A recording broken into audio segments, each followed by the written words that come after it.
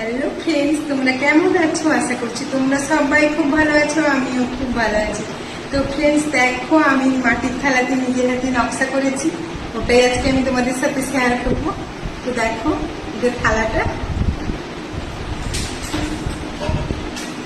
দেখো এই যে একটা বাটি,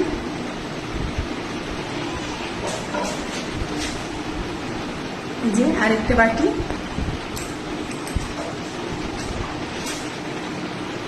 এই যে একটা প্লেট,